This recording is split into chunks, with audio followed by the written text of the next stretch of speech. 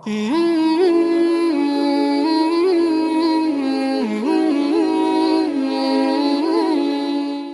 للہ وکفا وسلام علی عباده الذین اصطفى اما بعد فقد قال النبی صلی اللہ علیہ وسلم هو شهر اوله رحمة واوسطه مغفرة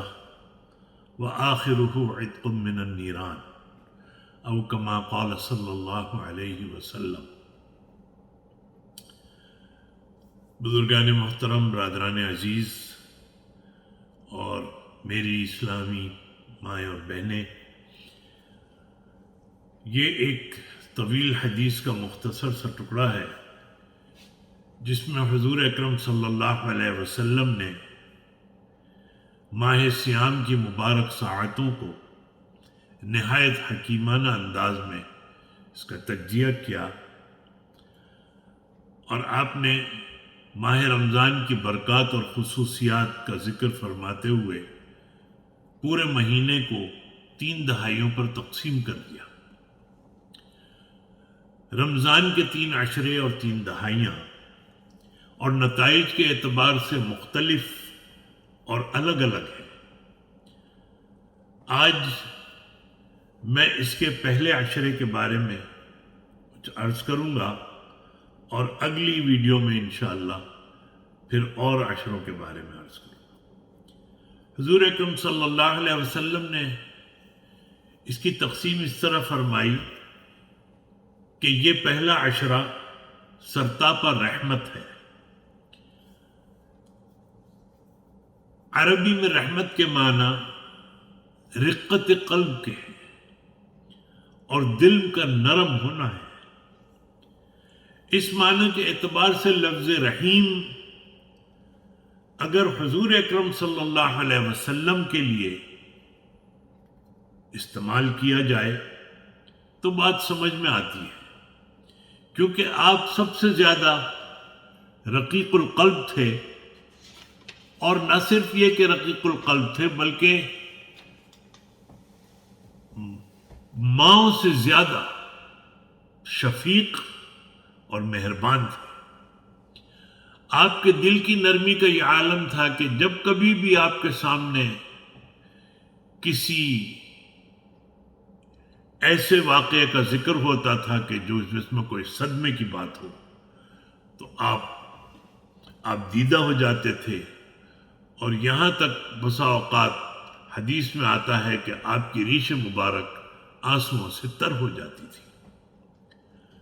یہاں رحمت کے معنی اگر ہم جیسے حضور اکرم صلی اللہ علیہ وسلم کا ایک نام رؤوف اور رحیم بھی ہے،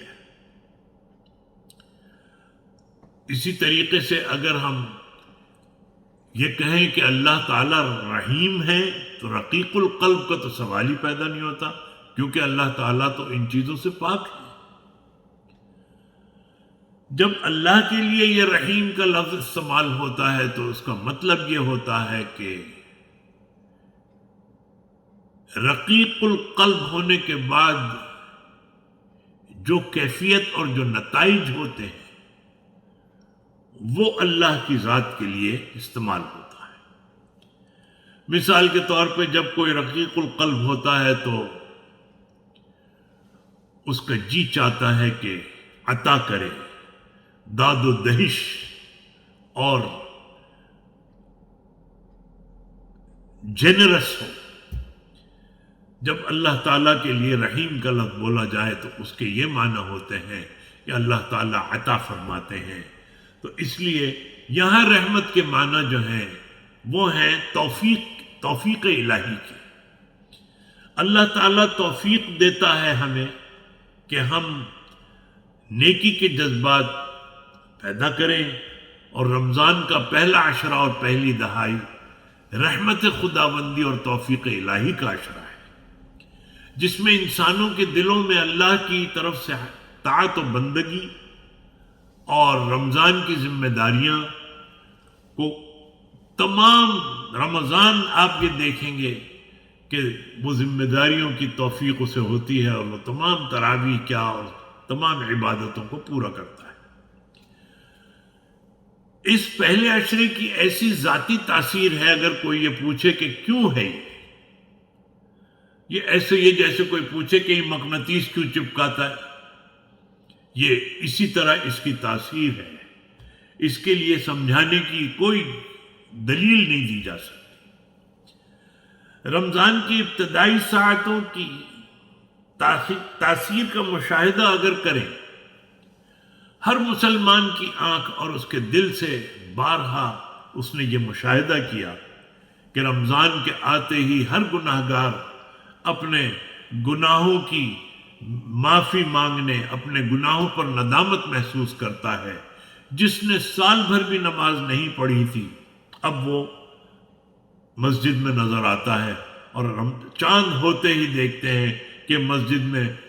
حاضر ہو گیا اور اس نے تراویحاں بھی پڑھی اور تمام 20 رکعتیں زائد بھی پڑھنے کی تیاری میں مصروف ہو گیا۔ جس نے سال بھر تلاوت قرآن نہیں کی، لیکن پہلا عشرہ شروع ہوتے ہی اس کو یہ توفیق بھی ہو گئی کہ وہ تمام اپنے تلاوت قرآن میں مصروف ہو گیا۔ جس کو بھوک پیاس برداشت نہیں تھی، آج وہ صبح صادق سے لے کے غروب آفتاب تک اللہ کی راہ میں بھوکا پیاسا رہنے کا عزم کر چکا ہے۔ تو بتلائیے، یہ اللہ کی توفیق نہیں ہے تو کیا ہے، جو رمضان کی ابتدائی ساعتوں سے اللہ کی طرف سے عطا کی جاتی ہے۔ یہی چند کلمات پہلے عشرے کے بارے میں عرض کرنے تھے۔ وآخر دعوانا ان الحمد للہ رب العالمین۔